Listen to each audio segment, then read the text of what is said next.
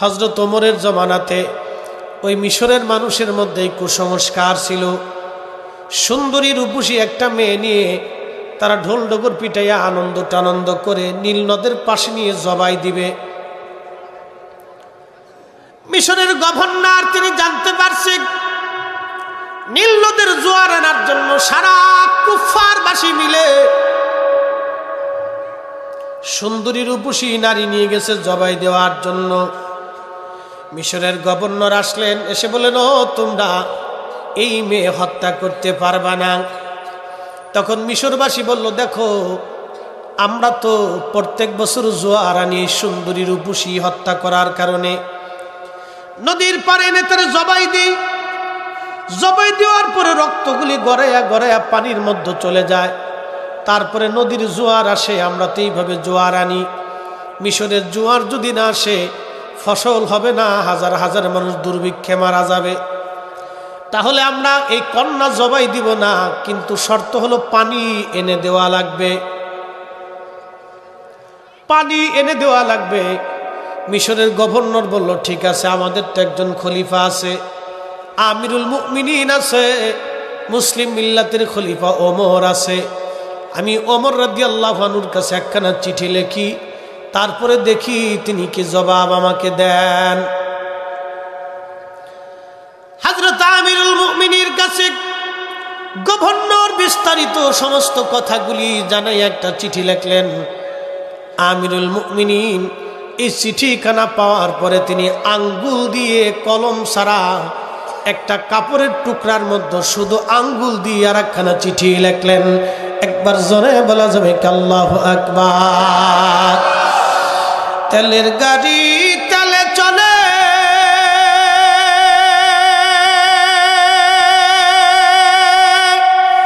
হাওয়ার গাড়ি হাওয়ায় উড়ে, বিনা তেলে চালায় গাড়ি নবী সুলাইমান। আমরা সেই মুসলমান, আমরা সেই মুসলমান। হাজরাতে ওমর রাদিয়াল্লাহু আনহু চিঠি লিখছেন, আঙ্গুল দিয়ে তিনি চিঠি লিখলেন। চিঠি লেখার পরে যিনি চিঠির দূত ছিলেন বার্তা বাহককে বলে দিলেন, গভর্নরকে বলবা নীল নদের মধ্যে যেন চিঠিখানা ছেড়ে দিয়ে চলে আসে। কোন কুমারী মুসলিম মিল্লাতের ভিতরে এই ধরনের কুসংস্কার এই মুসলিম মিল্লাতে চলবে না। একবার জোরে বলা যাবে কি মারহাবা। পৃথিবীর মানুষকে যিনি মানুষ বানাইছেন তিনি আমার আপনার নবী, কথা কোন ঠিক কিনা? হযরতে ওমর রাদিয়াল্লাহু আনহু চিঠির মধ্যে লিখলেন, বার্তাবাহককে বলে দিলেন, যাও বলবা গভর্নর যেন ফরাত নদীর মধ্যে চিঠিখানা ছেড়ে দিয়ে চলে আসে।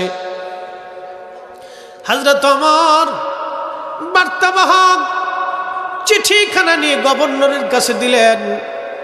গভর্নর হাজার হাজার মানুষ নিয়ে ওই নীল নদের পাশে যে চিঠিখানা নীল নদের মধ্যে ছেড়ে দিয়ে চলে আসলেন। নীল নদের মধ্যে ছেড়ে দিয়ে আসার পর থেকে নীল নদের জোয়ার আসলো, আজও পর্যন্ত সেই জোয়ার আর কোনোদিন যায় নাই। একবার জোরে জোরে বলা যাবে আল্লাহু আকবার। তেলের গাড়ি তেলে চলে,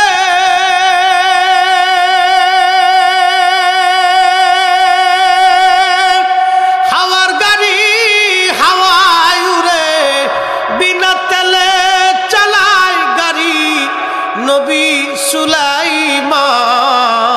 আমরা সেই মুসলমান, আমরা সেই মুসলমান। ইন্নাল্লাযীনা আমানু ওয়া আমিলুস সালিহাতি উলাইকা হুম খায়রুল বারিয়া।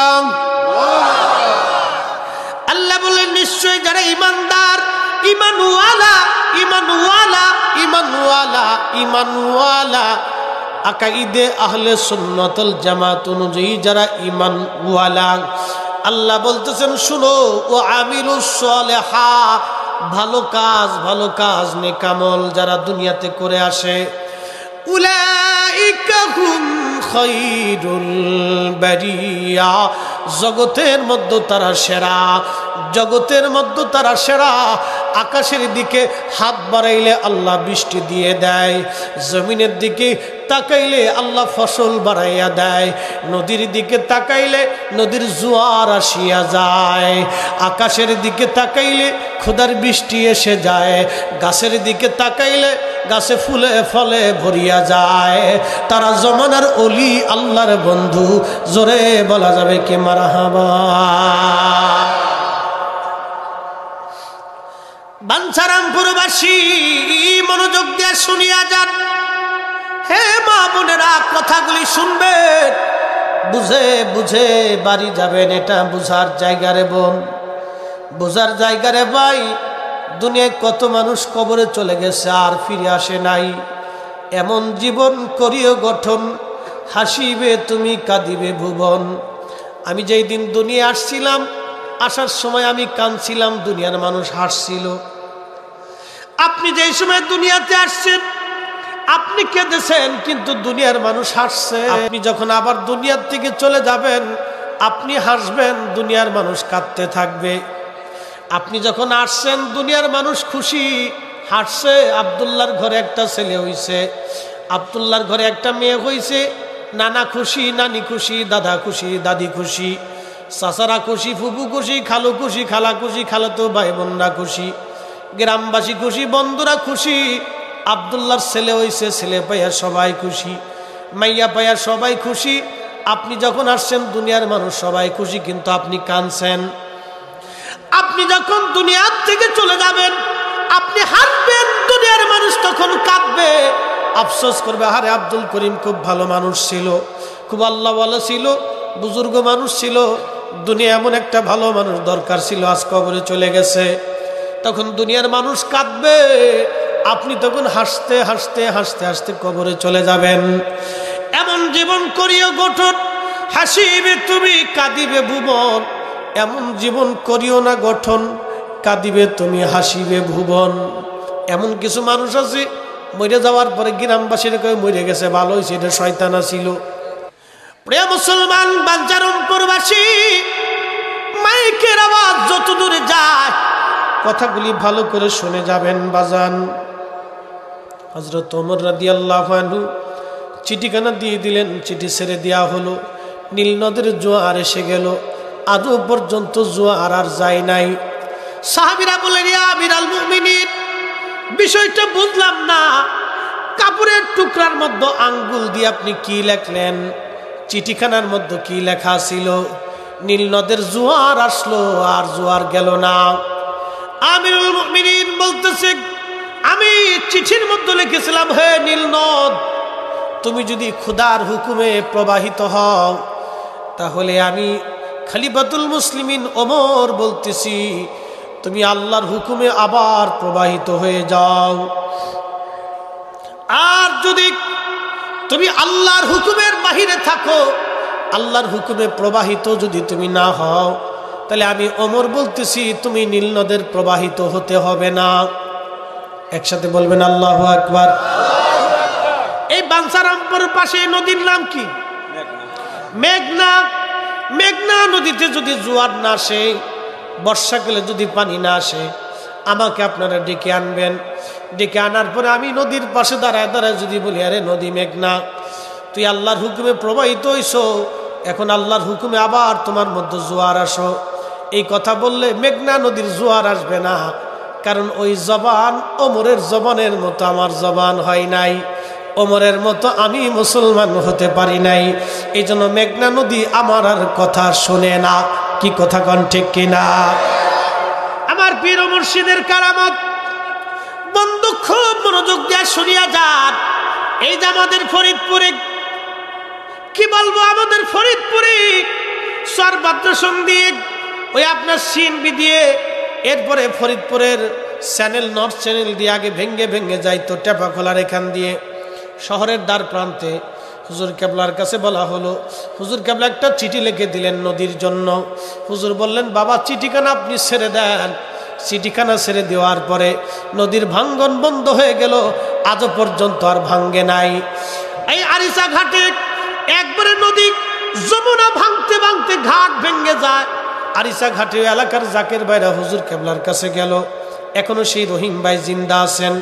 হুজুর কেবলার কাছে যাওয়ার পরে বলতেছে, হুজুর এই আরিচার ঘাট নদীতে ভেঙ্গে ভেঙ্গে একবারে ঘাট পর্যন্ত নিয়ে আসছে, আর একটু যদি ভাঙ্গে আল্লাহর ওলি আরিচা আর থাকবে না, হাজার হাজার লক্ষ লক্ষ মানুষের বাড়ি ঘর ভেঙ্গে নিয়ে যাবে, অনেকের বিরাট বড় বড় দোকান গোডাউন ভেঙ্গে নিয়ে যাবে, মানুষ গরিব হয়ে যাবে, দরিদ্র হয়ে যাবে। আল্লাহর ওলি বলে দিলেন, বাবা যান, ওই আরিচা ঘাটের পাশে একটানা 40 রাত রহমত পালন করেন। একসাথে বলবেন আল্লাহু আকবার। কত রাত? জোরে বলেন কত রাত? 40 রাত। রহিম ভাই এখনো জিন্দা আছে। জান আরিচার রহিম ভাই এখনো জিন্দা।